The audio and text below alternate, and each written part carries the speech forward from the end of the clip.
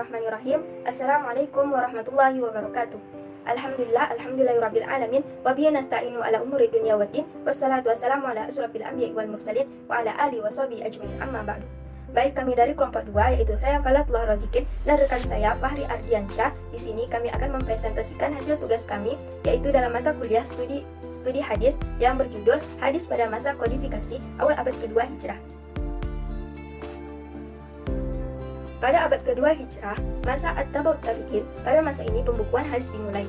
Yang dimaksud dengan pembukuan di sini adalah hadis-hadis dikumpulkan dan disusun menjadi buku, yaitu hadis-hadis suatu permasalahan pada satu buku atau satu bab pada sebuah buku. Artinya, hadis dikumpulkan dan disusun dalam bentuk penyusunan tertentu, di mana sebelumnya hanya dilakukan pengumpulan dan penulisannya saja. Buku-buku hadis yang ditulis pada zaman At-Tabaut Tabi'in diantaranya adalah yang pertama Al-Musnaf karya Imam Abdul Razak As-Sanani, yang kedua Al-Mutawatta karya Imam Malik bin Anas, yang ketiga Kitab Az-Zuhud karya Imam Abdullah bin Mubarak. Setelah masa At-Tabaut Tabi'in, pembukuan hadis terus berkembang dan mengalami masa keemasan pada abad ketiga Hijrah. Baik, masuk ke pembahasan yang pertama yaitu pengertian kodifikasi.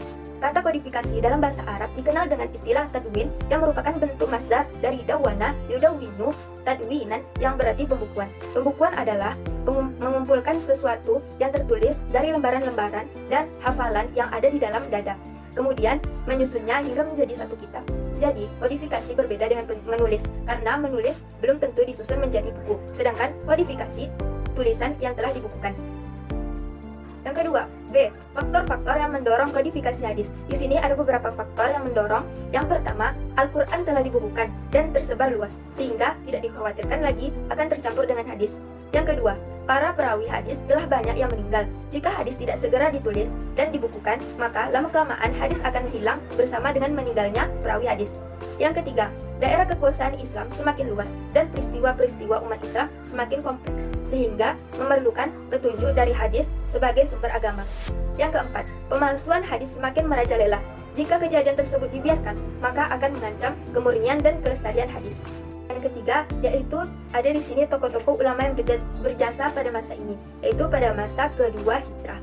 Yang pertama, yaitu Muhammad ibnu Ishaq. Yang kedua, yaitu ada Al-Rabi' ibnu Sahib. Yang ketiga, yaitu Hamad ibnu Salaman. Yang keempat, yaitu Sufyan al-Thawri. Yang kelima, Al-Auza'i. Yang keenam, Ma'mar ibnu Rashid. Yang ketujuh, Ibnu al-Mubarak. Yang kedelapan, Abdullah ibnu Wahab. Yang kesembilan, Ibnu Abdul al-Hamid.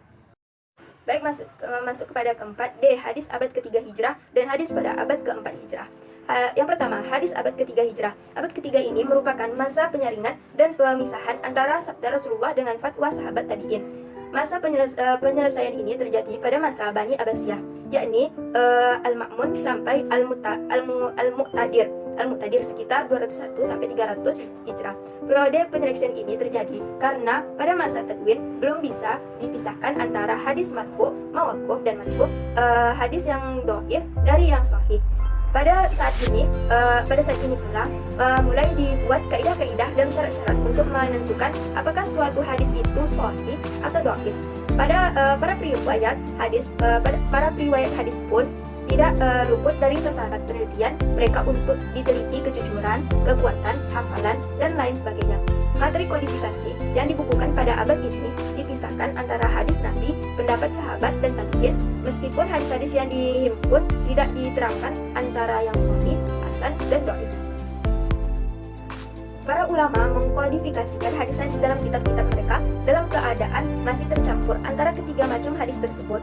Mereka hanya menulis dan mengumpulkan hadis-hadis Nabi lengkap dengan sanadnya, yang kemudian kitab-kitab hadis hasil karya mereka disebut dengan istilah musnad. Banyak kitab-kitab musnad yang ditulis pada penghujung abad kedua dan awal abad ketiga Hijrah. Meskipun dilakukan penyeleksian, hadis-hadis yang disusun dalam kitab-kitab musnad tersebut masih tercampur antara hadis yang sahih, hasan, dan dhaif. Karena itu, bagilah ulama-ulama hadis pada pertengahan abad ketiga Hijrah untuk memilih hadis-hadis yang sahih saja. Dari sekian banyak kitab di atas, yang menempati peringkat utama dan pertama adalah Sahih Bukhari dan Sahih Muslim. Yang kedua, hadis pada abad keempat Hijrah. Ulama yang terlihat pada sebelum abad keempat disebut ulama mutaqaddimun, dan ulama yang terlibat dalam kodifikasi hadis pada abad keempat dan seterusnya disebut ulama mutakhirun.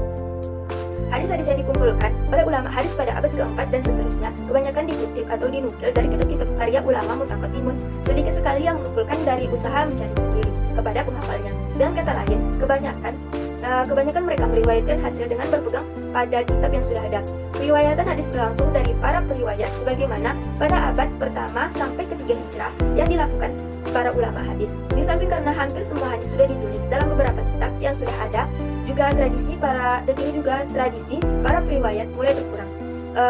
Pembukuan hadis pada periode ini lebih mengarah pada usaha mengembangkan variasi pentadwinan terhadap kitab-kitab hadis yang sudah ada. Baik, teman-temanku semuanya, kita lanjut ke slide berikutnya, yaitu tokoh-tokoh dan karya yang dihasilkan pada dua masa ini. Pada dua masa ini, kitab-kitab yang dihasilkan itu terbagi dalam 3 kategori. Yang pertama adalah kategori Al-Jawami. Di antara kitabnya adalah kitab Al-Jami' Al-Bayan As-Sahihain yang dikarang oleh Ismail bin Ahmad atau yang dikenal dengan sebutan Ibnu Al-Furwat, yang wafat pada tahun 414 Hijriah, dan Muhammad bin Abdullah Al-Jawzaqah. Kemudian ada kitab Al-Jami' yang mengumpulkan hadis-hadis dalam kutub As-Sittah karya Abdul Haq bin Abdul Rahman Asy-Syibi atau yang kita kenal dengan Ibnu Al-Khurrat. Kemudian ada kitab Masahibus Sunnah, yaitu kumpulan hadis dari berbagai kitab yang ditulis oleh Al-Imam Al-Husain bin Mas'ud Al-Baghawi yang wafat pada tahun 516 Hijriah, yang kemudian kitab ini diseleksi oleh Al-Khat Ibni At-Tabrazi dengan kitabnya Mishkatul Masabih. Dan kemudian ada kitab Al-Muntaqa Al-Akhbar yang berisi hadis-hadis hukum yang disusun oleh Ibnu Taimiyah, yang kemudian kitab ini disyarah oleh Syaukani dengan kitabnya Nailul Awtar. Dan kategori kedua, yaitu kitab-kitab yang disusun dengan tipe Al-Atraf, antara lain Al-Atraf As-Sahihain karya Ibrahim Ad-Dimashqi yang wafat pada tahun 400 Hijriah. Kemudian ada kitab Atraf Al-Kutub As-Sittah oleh Muhammad bin Tahir Al-Maqdisi yang wafat pada tahun 507 Hijriah. Kemudian ada kitab Atraf As-Sunan Al-Arba' karya bin Asakir Ad-Dimashqi yang wafat pada tahun 571 Hijriah yang diberi judul Al-Ishraf ala Ma'rifah Al-Atraf.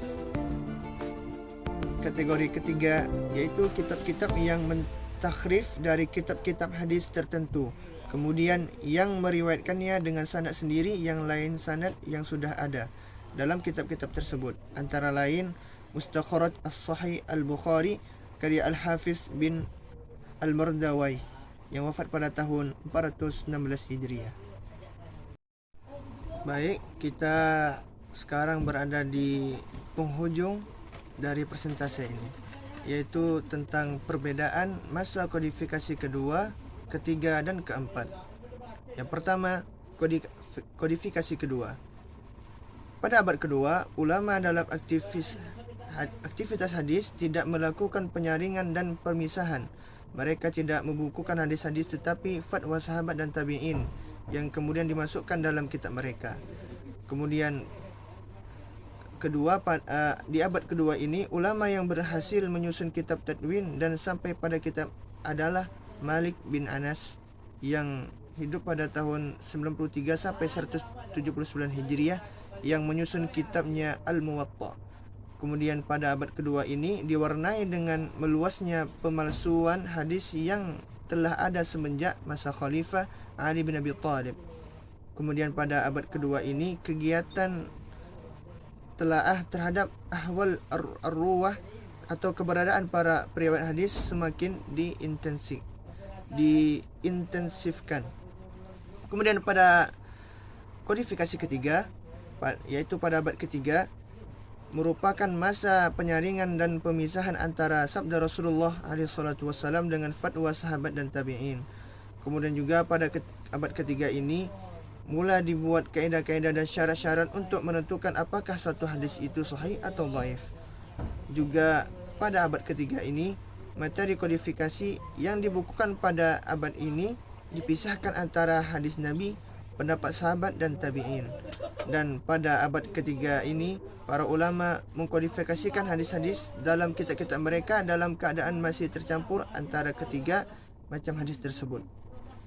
Kemudian yang terakhir pada kodifikasi keempat, yaitu pada abad keempat dan seterusnya digunakan metode yang berlainan.